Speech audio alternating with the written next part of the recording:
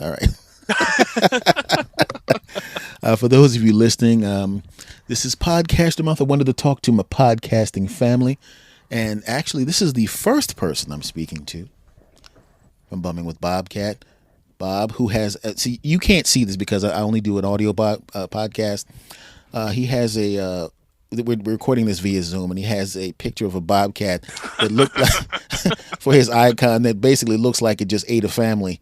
And Oh, he's a nice guy. Come on, come on. Don't be hating on the Bobcat there. He just wants to have fun. what you need to do is you need to take this photo and then draw some blood on his face. Uh,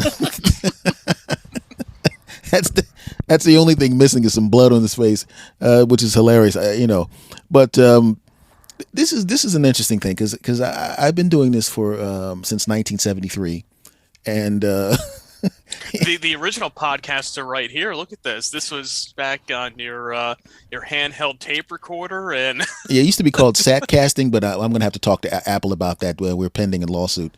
yeah. I know you can't divulge too much information right now, but we'll be waiting to hear the outcome. I'll probably just get one free iPhone from them. Yeah, if you're lucky. Yeah, do you think they're gonna give up a free iPhone? Yeah, good luck with that one. End of life iPhone. I'll get Yeah, iPhone 17s 18 is coming out, so it'll be nice and slow. yeah. So right as they slow it down, oh yeah, here this one's brand new. You're like, oh right, awesome, a new iPhone 17, and the next day, iPhone 18 release. You're like, damn it, I was so close. And it's pre-cracked screen too. Yeah.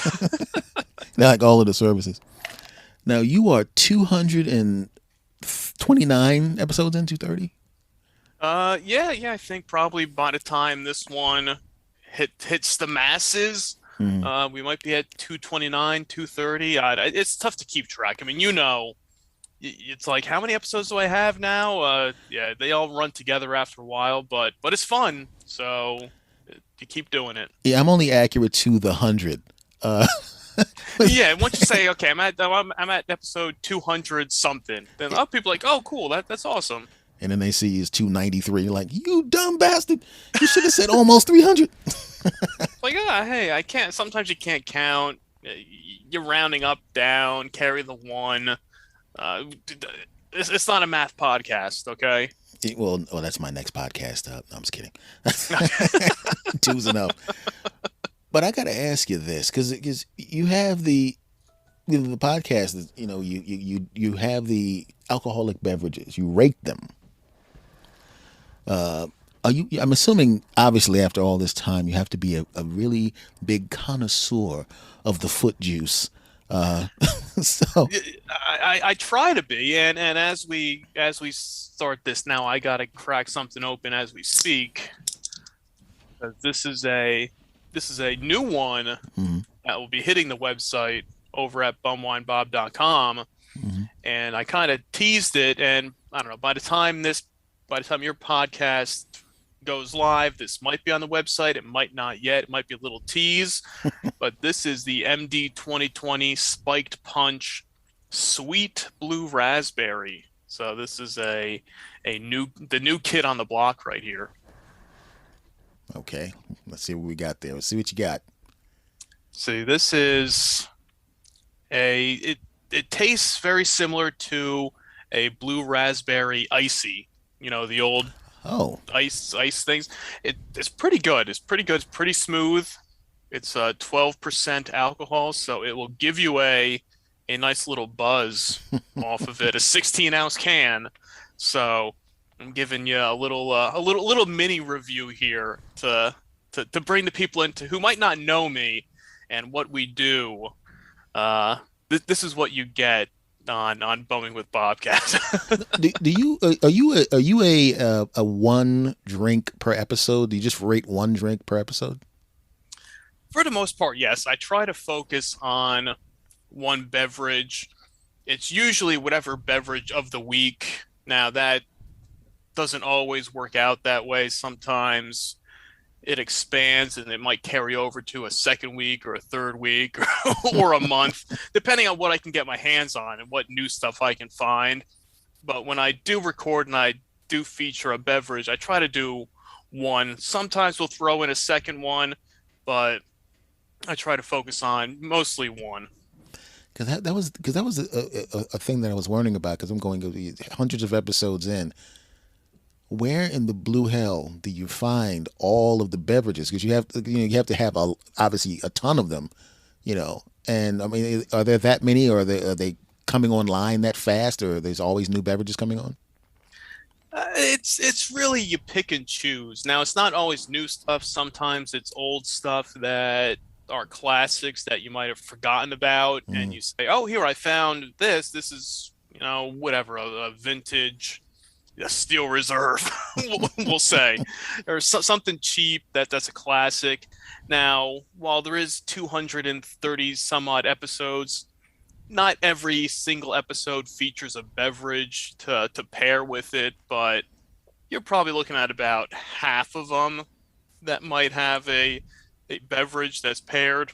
Hmm. So I mean it's really going out there and searching, and that's a lot of the fun I have is going out to liquor stores and searching the shelves, looking to see, okay, what's new, what's something I haven't had before, just something that is exciting to me to try for the first time, or something that I haven't had in years. It's all about the thrill of the chase, I guess we could say. Have you slid into the microbreweries? Not so much. Now I focus mostly on the bottom shelf when it comes to alcohol and beer, but every once in a while I'll throw in a craft beer or something a little higher class. Now we're certainly not going top shelf here. We're not going to be reviewing any $100 bottles of wine, or your high end uh, hard alcohols. Now, if somebody would like to send over a bottle, I'm more than happy to indulge in it. but but yeah, it's I'm always looking for new ideas, new things to try. So people are always welcome to send over a request or something that they think would be a good fit for the show. Yeah, because that was a because that was one of the things that I found kind of funny. It's just the simple fact that it's the ASMR, like hold on, you pop the can. That is that's what I make sure to do when I like I just did for you. You got that tease right there where I you know cracked it open, and then sometimes you pour it out. Like I got a glass here with some ice in it, and you can pour it in that cup, hear it there, hear it fizz a little bit. You get all those sounds, then you take that little breather to take a sip. Mm. And as people sit there and they wait patiently for the result, so it's the trade-off of dead air and silence while you while you drink it, compared to that anticipation of, okay, what's the verdict on the drink. Now you had so many different things over the course of the show. You got 100 to 230 shows. You said roughly half has been a different beverage on half of the programs. So at this particular time, having tasted so many things, you're out, you're hanging with your friends, you're at a bar, you're watching the game. You have any choice of anything you can drink for personal consumption, not to do with the show, but something that you go, I'm going to drink this. This is what I want. What do you actually put in your face? Oh man, now it's tough because usually if I'm just hanging out, relaxing, I'm usually just a regular beer drinker, and I'll just drink, like a PBR, Hmm. just something cheap, basic like that. I'm not one. While I feature a lot of the cheap booze and bum wines, malt liquors, Perhaps Blue I Ribbon. yeah, little PBR action, So yeah, no, that's not what I thought you. No, you know what? Maybe I did think you were going to say that because I figured. Only reason they say this because I know people that are. I mean, they love. I can't stand the taste of beer. Like, I don't like it. I like wine coolers. Okay, okay. I was gonna ask you. I was gonna say, what's your go-to, alcoholic beverage? because I like the fruity taste. You know what I mean? Mm-hmm. Mm-hmm. I was on a date. This is like 1935. I was on this date with this lady, and things were going well. And she goes, "Would you?" She gets a Long Island iced tea. At the time, I didn't know what that was. Uh, and which is You're like, okay, yeah, an iced tea. All oh right, yeah, sure. this is gonna be great. I could smell the rum as the waitress, and I thought there was someone else's drink. She puts it on the table. I'm going, what the hell is this? I think you mixed up, miss. You mixed up the drink. Can you give us the correct one? No, no, no. That's it. I was like, wow, I hope nobody's smoking cigarettes next to me because the whole damn table's gonna blow up.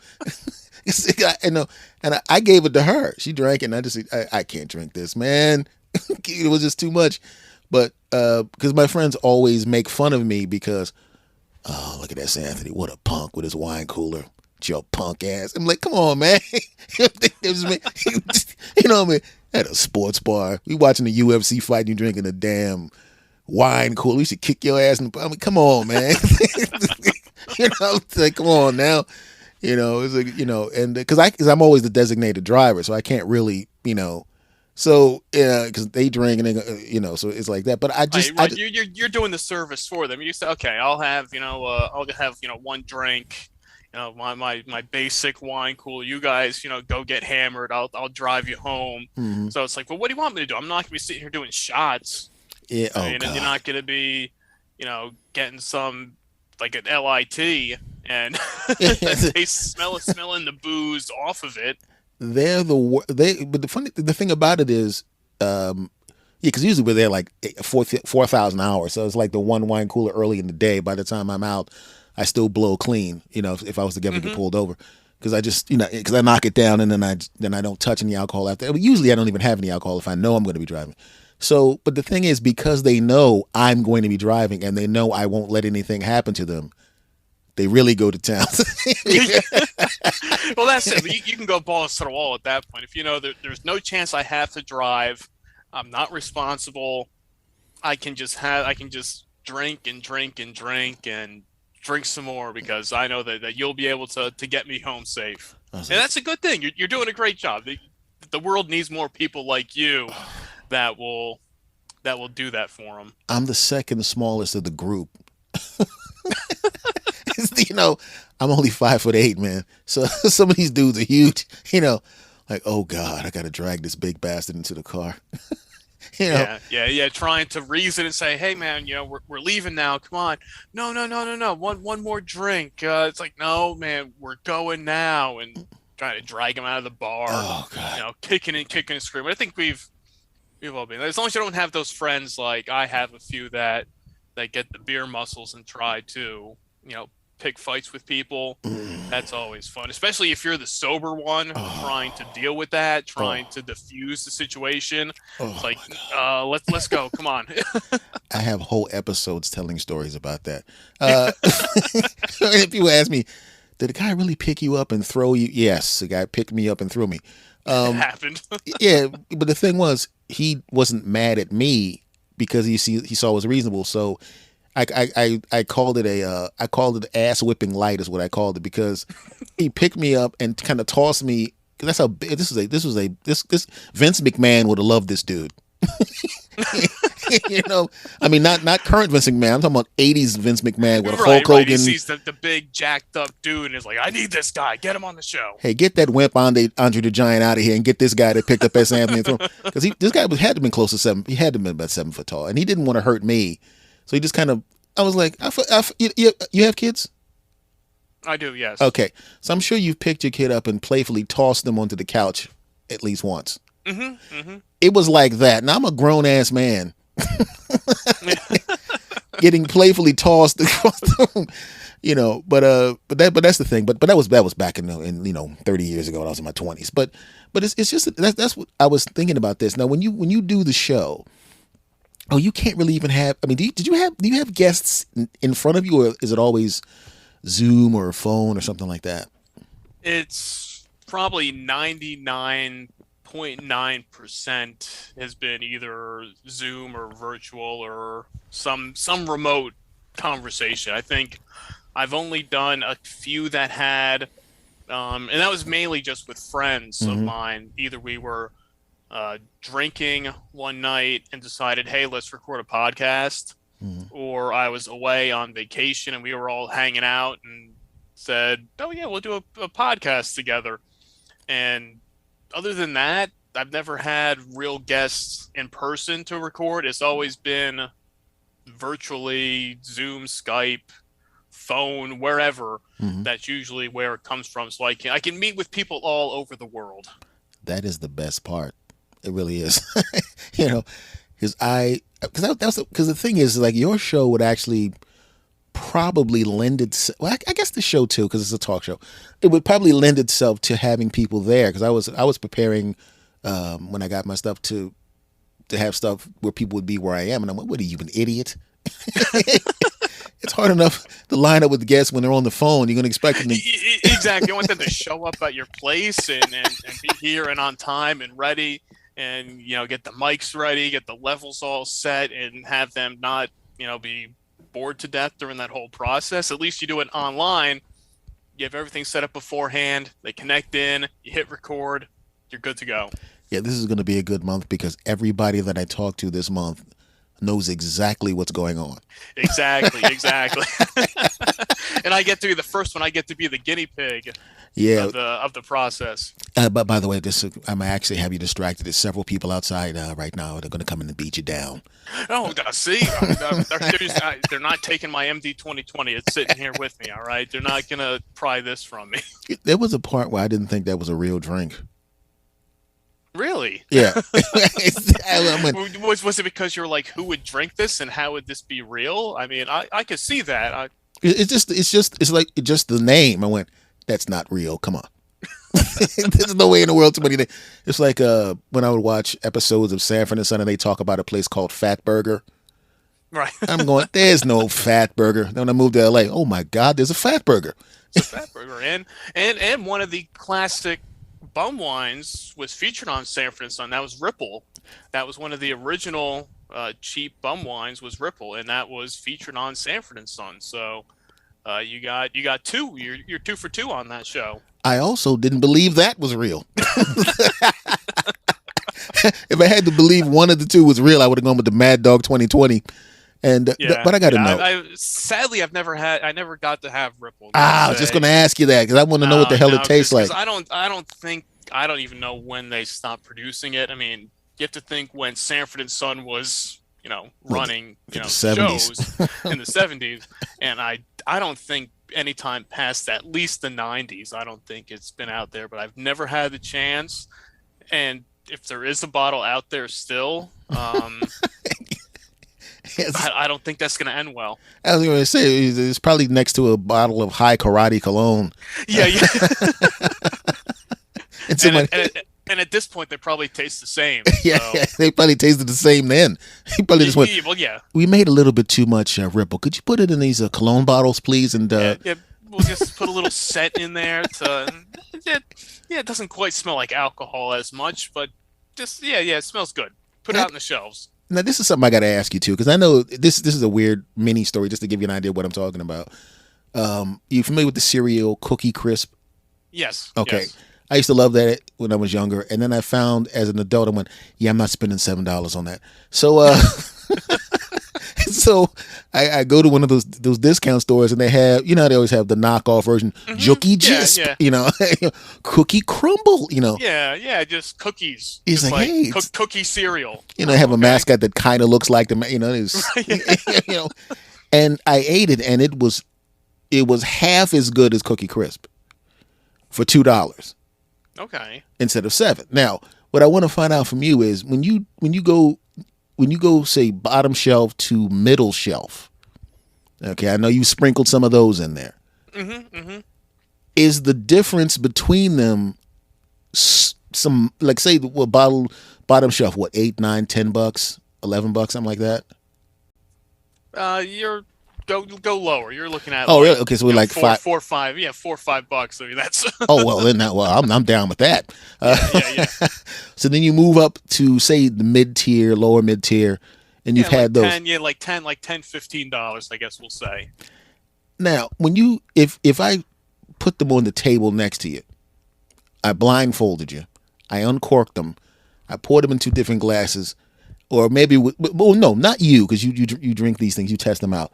A regular person who just doesn't know wines at all, am I going to taste a huge difference between 5 and 15? Yes, you will. You will, because the the cheap wines have a distinct taste to them Hmm. that I don't know. I guess is what they put in them. I don't know exactly what you want to call the ingredient, but it gives you that nice burning sensation Hmm. on the way down. And with a lot of the like your middle class, I guess we'll call it like middle shelf, middle class wines, Hmm.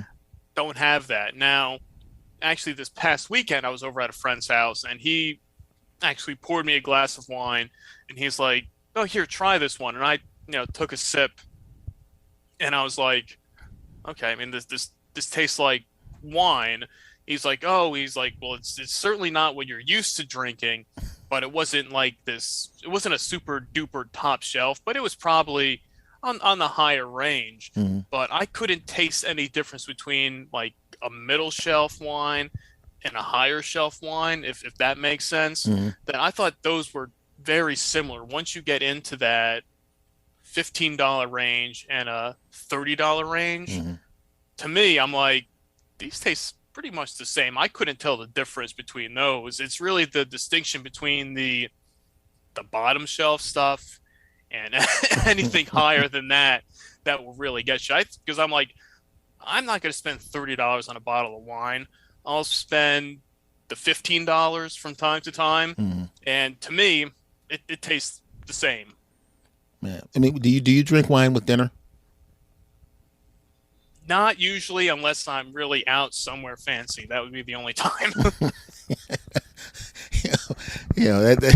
That's the thing that's hilarious. Is I remember somebody brought out a bottle of wine and and I'm drinking it and I don't know what it was, but which is really weird because maybe 2 days before that, it was one of those days where the guys were laughing at me for drinking a wine cooler at the bar.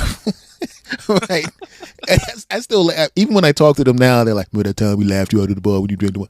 So they're like, "Dude, that was like 30 years ago." Yeah, we still laughed you out your punk. Yes, give it up, man. We Like, moved on. leave me alone. We're in our 50s now. You so like, so I go to the house and we're sitting there and everybody's oh yes yes, forsooth I'm going, oh, here we go. And everyone's trying to prove how much smarter than the next person they are. And they bring out the wine. Oh, some fantastic. The devil's fantastic. You must swirl it around and sniff it and turn the bottle sideways and tap it. And I'm like, oh my, can I just drink this crap? That was the same thing that my friend did to me the other night. He's like, he hands me the glass, and I took a sip right away, and he's like, no, you have to put your hand under the glass, put your fingers between the stem, swirl it around, get the aroma, smell I don't know, the body or whatever. I don't know all the lingo that goes into it. And I took a sip. I'm like, dude, it tastes like wine. Hmm. He's like, oh yeah, but this is a $30 bottle. I'm like, I can't tell the difference between the 30 and the 15 or the 10. I can definitely tell the difference between the $5 and the $30, but I'm like that middle range. I'm like, it's all the same to me. It was just the funniest thing. It was very similar to your experience, and I'm literally I'm look and keep in mind I know I'm sitting there going, why are half of these people I know are jackasses, and the other half they're probably jackasses. I know I'm a jackass, so it's like I fit I'm right in with these losers. So, and I know all of these people, and I'm going, why are they putting on airs for each other? I don't understand. And then since now you must let the body of the wine. Just drink the wine and let's move on. And I took a sip, and I'm going, and then I went, oh, this is great. In the back of my mind, I'm going, this is like 1% better than that wine cooler I got laughed for, and that cost me $1.75. Yeah, exactly. That was a lot more enjoyable to drink that wine cooler than this glass of wine. Although, because it was so similar, I was waiting for my other friends to come kicking through the bathroom door. I got him. Look at him. He's drinking that crap again. Look, loser punk. Man, tough crowd over there. Oh God. That's rough. Yeah. My original friends are comics and writers, so it's like verbal destruction. They get a clean shot at your metaphorical chin. They're taking it, and Oh, yeah. And they're not letting go at that point. oh, and it's what they do best. So it's like, you know, and I was like, I could take my sword out and chop back, but it's like, and now they got me this time. I got it. Yeah, I can't. I can fight back, but I just got to take the beating. I know, you just gotta sit back and say, all right, just give me your best shot. Just get it over with. Let's move on. Yes, bring up the wine cooler from 30 years ago. Oh, it won't stop. I swear. I mean, I guarantee you, this is September. Before December, I'll get 3 more of those. I guarantee it. Hey, remember that time you drank that wine cooler? Like, yes, we know it happened. Yeah, move on. Yeah. We were watching the Bulls win their second championship. Will you shut up?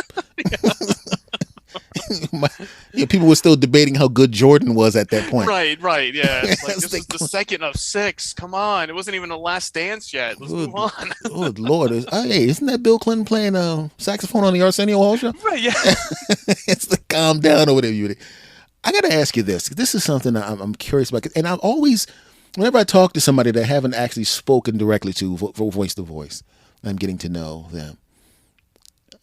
I'm curious about the origin story, because stand-up comedy is one thing. It's one of those things where it's a rare breed of human being that has the stones to go do that, and being one for the past 35 years, I know, and being a podcaster for like 9 years almost, I know it's also a rare breed of people to get, once you get past 50, but you've got well past 200 and counting. What made you decide to do this and pick this specific format? Now, it came to me one night laying in bed that I wanted to do I had an idea for a late night talk show type podcast where I'm like, I can host a show, have guests on, and have some drinks. Now, this was probably I probably had the idea probably like 8 years ago. Mm-hmm. And I was like, yeah, well, who's going to listen? Like, who really cares? Because prior to it, I just kind of been using Twitter just to, throw, like we all do, throw random thoughts out there. And 9 times out of 10, I would be tweeting about like the Yankees game or how bad the Jets were losing and killing my spirits as a fan for my whole life. And then I started talking more, posting more about drinks and, oh, hey, I'm drinking this tonight. I'm drinking that tonight. So I came up with the idea first of starting the website before doing a podcast. So I'm like, well, before I do a podcast, let me kind of get my, quote unquote name out there first and try to build some sort of audience for what we want to accomplish. So I created the website at bumwinebob.com, and at that point we were just a regular blog posting about drinks, drinking stories, pretty much the podcast just in written form. Mm-hmm. And then in January of 2015, I went live with the podcast, doing it more in the beginning as a radio show where I had it on Blog Talk Radio. I was doing it every Sunday morning, 11 a.m., getting that hangover crowd to listen to the show. And so you could kind of, tell stories, have guests on, but then you have a call-in number for people to call in and just BS about whatever they wanted. And just kind of over time, it evolved into a more standard podcast and just trying to say, hey, I have all these ideas in my head, and if I can get them out there, then maybe people want to listen to them. Then, hey, that's fun. It's really just having a fun time, having some drinks. It's stuff I would be doing anyway. Mm-hmm. So why not record it and put it out there for people to hopefully enjoy? I mean, isn't that really all podcasting is just throw the stuff out there, see what sticks. Hold on. I'm supposed to put out something that people enjoy? I mean, I guess as long as you enjoy it. But you know what? I'm sick of this. No one told me. That's it. All right. I guess you're done. Well, you had a good run, man. 9 years. I'm sorry it had to come to an end tonight, but I was going to say, that's too much work, bro. Yeah. But the funny thing about it is you notice how you get your workflow down. You just you know where all your keystrokes are for editing. You don't even have to look down. You can look at waveforms and see what word it is. You know what I mean? It's like Yeah, when you see that dip, you're like, okay, what happened there? Okay, there's the or a cough or something. Okay, I can just select that one, delete that. I had someone sit next to me one time I was editing, and they're like, "Are you going to listen to it?" I was like, "That's a cough right there." Yeah. How do you know? Really? I know. You see that pause, and there's the little bump up. Hmm. Then you know. I know what a cough looks like. I know what a microphone bump looks like. I know what a microphone bump from my phone cord looks like. you know, and people go, "Are you serious?" I'm like, "Yeah, I can." I say, "Play it." I go, "That's a microphone bump." Oh my god! Wow. I said, "That's my name." I just said my name right there. No, that's not. Yeah, my name's S. Anthony Thomas. Oh my god! How do you do that? It's because I'm staring at waveforms almost every day for almost a decade. I know what these, I know what they look like. It's just a Exactly. weird After a thing. while, you just go through and you're like, okay, here we go. Clip that out, move that, delete that one, silence this, and there you go. Do you chop out the ums? It depends. If I listen back and I hear a lot of them throughout the course of an episode, Mm-hmm. I might cut out some of them if it's really noticeable, at least to me. But I mean, I guess that's really when you listen to it back yourself, you probably had the same process. Mm-hmm. And you'll listen to it back, and then you'll be like, oh man, I keep saying or making whatever noises you're making throughout. Mm-hmm. You're like trying to cut them out. Or if I like that, start saying like a lot, and it's going, okay, let me cut out like here and there, then listen back. Okay, is that noticeable? Is it not? So you can you can get really picky when it comes to editing things out. Mm-hmm. And next thing you know, it's 2 hours into an editing process and you've made it through 15 minutes. You're like, okay, I think I should move on and do something else now. I just remember this, and I laugh at myself for this. I laugh at myself harder than my friends laughed at me for the wine cooler. Um, I remember. I literally used to methodically go through, and I used to do these because like with the shows I'm doing now, I'm trying to keep them to roughly a half an hour or so, maybe a little more. But I used to, so I would literally kind of slide through very slowly. Listen, cut that out right there. I breathe too hard. Take that out right. And we're going. I just spent 3 hours editing 17 minutes. I got to stop that. Because if you do a longer episode, you're a dead man. Yeah, I had that recently. I did a episode, I guess about a month or two ago, where I did a Beach Boys episode, Mm-hmm. and I had a good friend of the show. Jesse was on the show. We were going through some of the Beach Boys albums, and I was actually going through and splicing in the songs Mm-hmm. under what we were talking about. And once you start doing that, that becomes a whole Oh, process.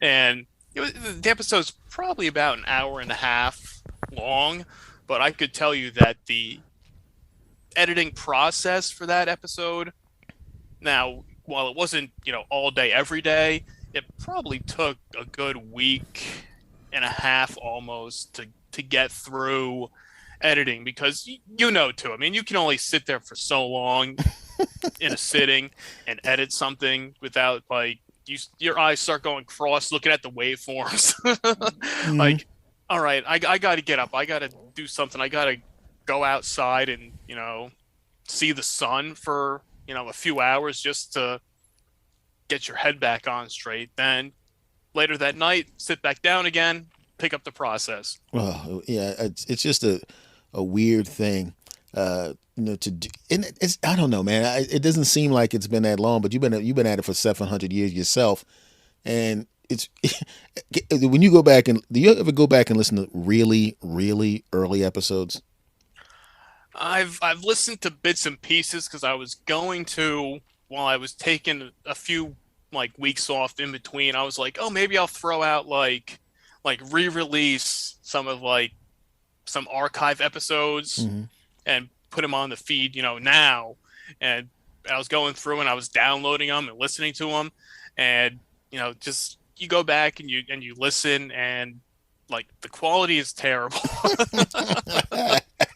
I mean, because at the time I was recording through my phone, calling into when I was doing the radio show type in the Mm-hmm. beginning. It was calling in through my phone. I had like a Bluetooth headset on, Mm-hmm. and it sounds like you're just talking on your phone for a half hour. Mm-hmm. So the quality is not very good. Now, while some of the content within the episode might be, I'll say okay. I'm not going to say good, but yeah, you go back listen to some of those beginning ones before you really get your footing. But you can see the gradual increase of the quality as you go along. You go like, okay, the first 50, okay, 100 episodes, 150, 200, now almost 230 now. Okay, now you're finally at that sweet spot of, okay, I can be happy with how the podcast sounds and hopefully just keep it going that way. Okay, so now I find out that not only do I have to create something that people want to listen to, I have to increase the quality. You're a big pain in the ass, buddy. I'm just giving you some work to do. You're asking for too damn much, man. And man, just crack open a few wine coolers and get to editing. All right, my brother, do me a favor before we wrap up here. I'm going to put your website and your podcast in the notes anyway, obviously. But for the people listening who are driving in cars and stuff like that, tell them the website and everything like that before we get out of here. You can find the website over at bumwinebob.com. That's the Bumming with Bobcat in a blog form where you can find the podcast there too, but along with all the other great content we have when it comes to drink reviews. We have some other people that do some posts for the site. We cover wrestling, football, sports, music, movies, pop culture, you name it. We get a little bit of everything. So it's the backbone of drinking, but there's something for everybody on the website. And you can find the podcast, Bumming with Bobcat, on all your favorite podcast apps other than Spotify, because I got kicked off of there due to copyright reasons. So you can't find me on Spotify, but every other podcast app you can find Bumming with Bobcat, and you can find me on all forms of social media at BumWineBob on Facebook, Twitter, Instagram, Snapchat, you name it. I'm out there. And for the listeners, I'm gonna put a link to the website and the podcast in the notes. So if you're driving, whatever you do, don't look down and start writing because you're gonna crash. Yeah, don't worry. It'll be there for you when you get to your destination. You pick up your phone. You can just click on that link, and boom, you're right there. Yeah, boom meaning you'll be right there, not boom crashing into the back of a truck. No. Let's calm down, people. Yeah. Be safe out there, everybody. My brother, I want to thank you for coming on, man. I can see why people dig listening to you, brother. Hey, man, I appreciate the invite here, and I think definitely I'll have to have you come on the show sometime too, but you got to bring along a few wine coolers, though. That's the only requirement. You trying to get me in trouble again? Is that what you're trying to do? What you're trying to do? He's still drinking wine coolers 30 years later with a loser. Come on, man. All right. Well, it doesn't have to be a wine cooler. Maybe you go out to the store, you find something, you'll be in the privacy of your own home. Don't have to worry about driving anywhere. Find something. We'll discuss. I'll give you a good recommendation of something you should try. Then you come on the podcast and we'll give it a shot. I'm gonna crack open some Ripple and High Karate and we're gonna chat. Let's do it. There's your concoction right there. Let's do it. All right, my friend. Thank you for coming on, man. It was really a blast talking to you, brother. Thanks again, man. I appreciate it. We'll have to do it again soon. All right. Take care, my brother. All right. Cheers.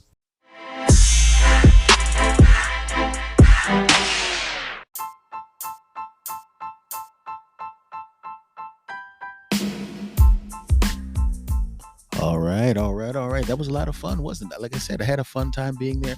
I have 10 more of these. There's going to be 11 total. So over the course of this month, there will be 11 total. There will be 10 more podcasts I talk to.